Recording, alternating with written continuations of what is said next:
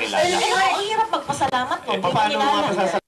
Ano nga? Ganito, tingnan natin. Silipin natin. Yan! Siya, si...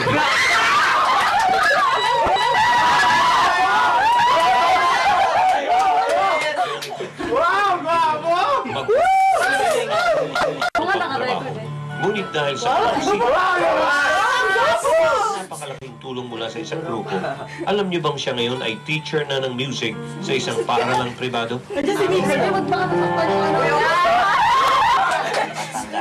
Kalatagan, nain kami na magkakapatid. Ang work ng father ko ay fisherman. Ang nanay ko, nasa sa bahay na nanahisyon ng matera para may mapag-aral sa amin. Gusto ng kanilang magulang na sila ay makapagtapos ng pag-aaral. Talagang imposible ito. Habang nag-aaral ng high school, working student pa siya. Kinailangan kami mag-work as a houseboy ng first year high school ako. Kasi medyo malaki na yung tuition fee noon. Every Saturday, nagagapas ng tubo. Nang siya'y makatapos ng high school, alam niyang mas mahirap ang pagdaraanan niya. Hindi pa rin ako nawalan ng pag-asa. Nag-pray ako.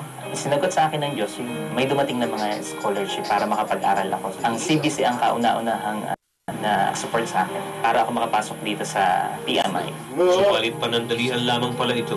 Sinuportahan nila ako hanggang first semester pero nag-decide na rin ang church na mag-withdraw dun sa support. Hindi pa rin ako nawalan ng pananampalataya. So, nag-include ko ng mga scholarship dito. Kaya habang naka-enroll siya sa koleyo, kayod marino si Miguelito.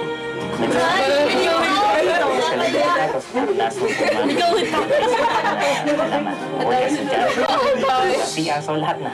At sa pangalawang pagkakataon, may kumuha ulit na scholar kay Miguelito. Okay, noon, after 3 days, dumating yung sagot sa akin. Pinag-report ako sa office.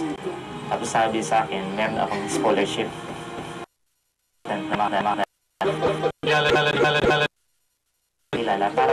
Parang true organization lang. Kahit na scholar na siya, tumanggap rin si Miguelito ng mga maliliit na trabaho. At sa kabila ng scholarship na tinatamasa ni Miguelito, ay tinating nakilala ang mga taong nagpapaaral sa kanya.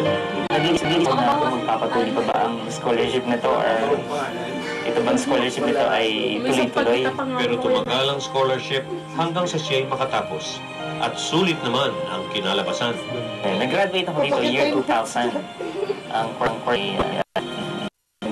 major in music education. Nakatanggap din ako ng award, Music Leadership Award. Kaya ngayon, ang dating all-around man at kung may extra-extra lang sa trabaho, aba, teacher na. Isang taon ang kasama sa